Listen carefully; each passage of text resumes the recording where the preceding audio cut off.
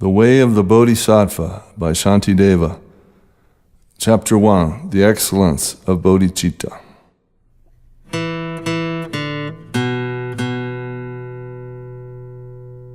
Homage to all Buddhas and Bodhisattvas.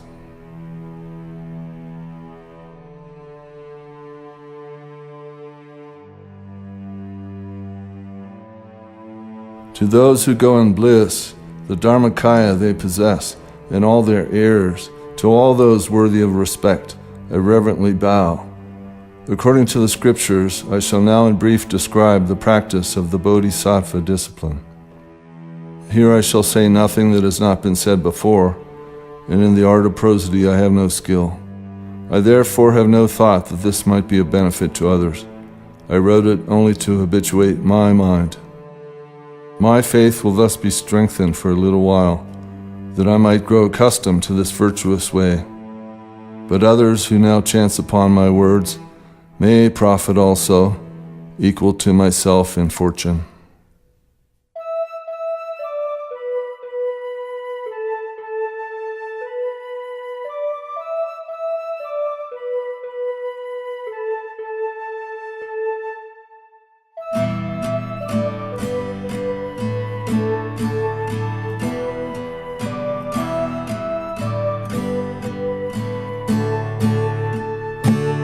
So hard to find the ease and wealth, whereby the aims of beings may be gained. If I now fail to turn it to my profit, how could such a chance be mine again? Just as on a dark night black with clouds, the sudden lightning glares and all is clearly shown, likewise rarely through the Buddha's power, virtuous thoughts rise, brief and transient in the world. Virtue thus is weak, and always evil is of great and overwhelming strength. Except for perfect bodhicitta, what other virtue is there that can lay it low? For many eons deeply pondering, the mighty sages saw its benefits, whereby unnumbered multitudes are brought with ease to supreme joy. Those who wish to crush the many sorrows of existence, who wish to quell the pain of living beings, who wish to have experience of a myriad joys, should never turn away from bodhicitta. Should bodhicitta come to birth in those who suffer, chained in prisons of samsara, in that instant they are called the children of the blissful one, revered by all the world, by gods and humankind. For like the supreme substance of the alchemist, it takes our impure flesh and makes of it the body of a Buddha, jewel beyond all price. Such is bodhicitta. Let us grasp it firmly. Since the boundless wisdom of the only guide of beings perfectly examined and perceived its priceless worth, those who wish to leave this state of wandering should hold well to this precious bodhicitta.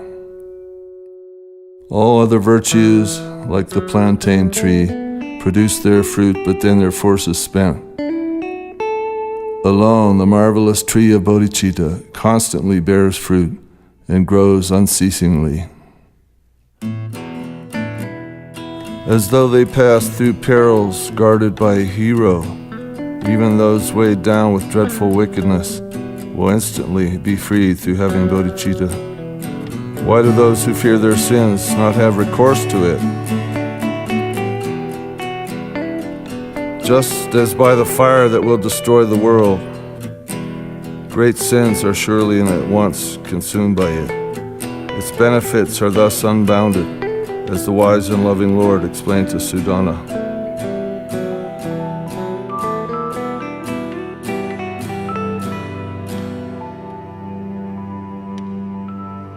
Bodhicitta, the awakened mind, is known in brief to have two aspects. First, aspiring bodhicitta in intention, then active bodhicitta, practical engagement, as corresponding to the wish to go and then to setting out. The wise should understand, respectively, the difference that divides these two. From bodhicitta in intention, great results arise for those still turning in the wheel of life. Yet merit does not rise from it in ceaseless streams, as is the case with active bodhicitta. For when, with irreversible intent, the mind embraces bodhicitta, willing to set free the endless multitudes of beings, in that instant, from that moment on, the great and unremitting stream of strength of wholesome merit, even during sleep and inattention, rises equal to the vastness of the sky. This the Tathagata in the Sutra Subbahu requested, said with reasoned argument, for those inclined to lesser paths.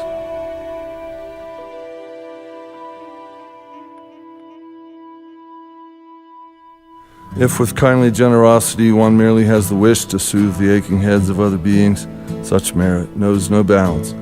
No need to speak then of the wish to drive away the endless pain of each and every living being, bringing them unbounded excellence.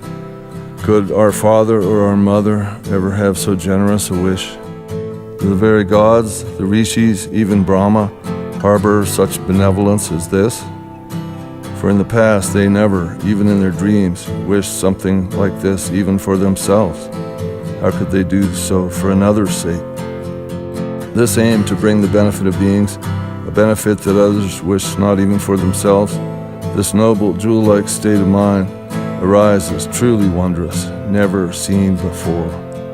This pain-dispelling draught, this cause of joy for those who wander through the world, this precious attitude, this jewel of mind, how shall we calculate its merit? If the simple thought to be of help to others exceeds in worth the worship of the Buddhas, what need is there to speak of actual deeds that bring about the weal and benefit of beings? For beings long to free themselves from misery, but misery itself they follow and pursue. They long for joy, but in their ignorance destroy it, as they would their foe. But those who fill with bliss all beings destitute of joy, who cut all pain and suffering away from those weighed down with misery, who drive away the darkness of their ignorance, what virtue could be matched with theirs? What friend could be compared to them? What merit is there similar to this? If someone who returns a favor is deserving of some praise, why need we speak of bodhisattvas, those who do good even unsolicited? People praise as virtuous donors those who with contempt support a few with plain and ordinary food, a moment's gift that feeds for only half a day. What need is there to speak of those who long bestow on countless multitudes the peerless joy of blissful Buddhahood, the ultimate fulfillment of their hopes? All those who harbor evil in their minds against such lords of generosity, the Buddha's heirs, will stay in hell, the mighty sage has said, for ages equal to the moments of their malice. But joyous and devoted thoughts will yield abundant fruits and greater strength. Even in great trouble, bodhisattvas never bring forth wrong. Their virtues naturally increase. To them in whom this precious jewel of mind is born, to them I bow. I go for refuge to those springs of happiness, who bring their very enemies to perfect bliss.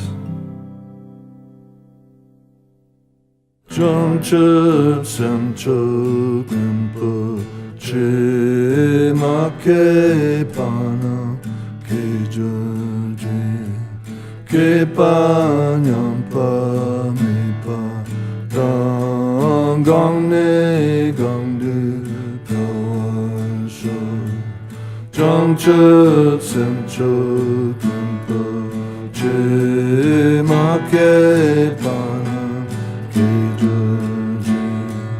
Ke pa nyam pa mi pa dang gang ne gang du dawa shan jang chub sem chub pa che ma ke pa na ke ju ke pa nyam pa mi pa dang gang ne gang du dawa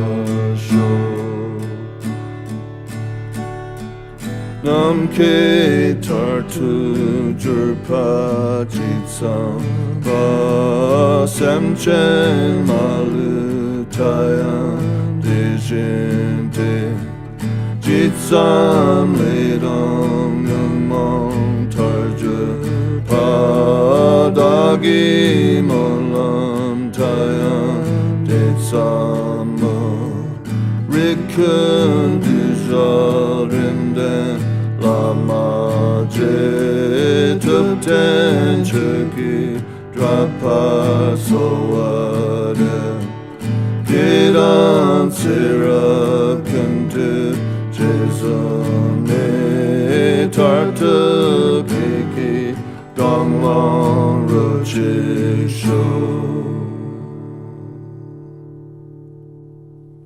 Ditsan dusum sagpegitsa kundrenrik zagpa mepe yesheki Kursum yongdak chenpo jetab ne le zopa chenpa longdu